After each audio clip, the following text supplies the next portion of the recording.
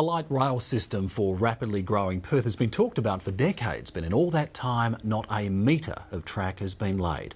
That may be about to change, with a light rail commitment expected within weeks. Here's Claire Nichols.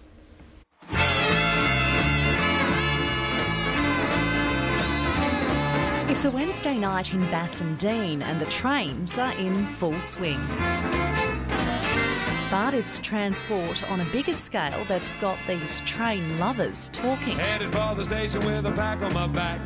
Well, it's supposed to be the country that's going ahead, and yet we're miles behind the others. And hear the lonesome whistle, see the smoke from the stack. It's been years since there was a major change in Perth's transport landscape, but the signals are now there that a new type of rail is set for a comeback. Quite a few towns are going back to trams now because they do get rid of people in a hurry. At peak hour at Perth Underground, the need for new public transport options is clear. There are people in the Public Transport Authority who are trying desperately to stop people getting on public transport because it's just too full. The Southern Railway has reached the target for 2026 already, so it is a major global success story. With rising fuel prices and a growing population, the popularity of public transport is set to soar even further, and academic Peter Newman says now is the time to diversify. For years he's been spruiking light rail, tram lines that connect with established train routes.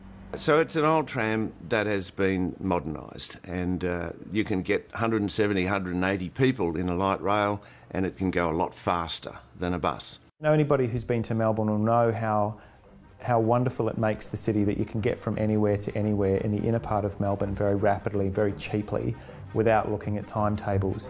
We can do that here in Perth, and it'll change the way the city works. The concept isn't new. Between the 1890s and the 1950s, trams ran all over Perth's CBD. The popularity of cars, cheap fuel and urban sprawl saw the system go out of fashion and eventually out of service. But now proponents say it's time for a renaissance. Through the city is still being decided. I think down Wellington Street's the best because there's plenty of space there and it stops right outside the station.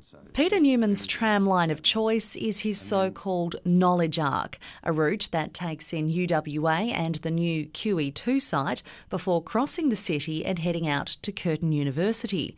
It's a route he says could then easily extend to Canning Highway and back to the Southern Railway. As soon as you can get that in, people will start to see how light rail works, and we can build it all over the place. Stirling City needs it. You need it to go from the Murdoch Activity Centre right through into Fremantle. These are obvious things, and they'll come and become more and more obvious over the next 5 years. But let's get the first bit in. Scott Ludlam is another tram fan. The Green Senator dreams of taking light rail into the heart of Fremantle and says the state government's been slow to get on board. 4 years in federal politics and we've missed 4 funding rounds for Infrastructure Australia funding. That money's now going into the Gold Coast, it's going into Melbourne, it's going into Adelaide, and it's not coming here. And it's because the state government has been dragging its feet and hasn't put in a bid. But proponents believe that's finally set to change. I don't sit around waiting for governments to say, oh yeah, let's get a vision. No, they're going to be watching the polls, and the polls are going to be pushing certain issues. Well, right now, the polls are pushing public transport, and I think the next election primarily will be fought around this public transport issue. After years of talk, the state government is expected to make a firm commitment to light rail in the coming weeks. I think we're up to about $8 to $10 million of planning money now that's been committed to the light rail project. You don't commit that sort of money to planning for a project you have no intention of proceeding with. The chosen route is expected to be something of a compromise on Peter Newman's plan, removing the extension to Curtin University and building a new line north to Mirrabooka. Peter Newman says putting the brakes on the Curtin plan is a mistake. The area is currently under development and could be shaped around a tram route. The two major development sites out there are at the point where they're looking for financial help to develop their sites.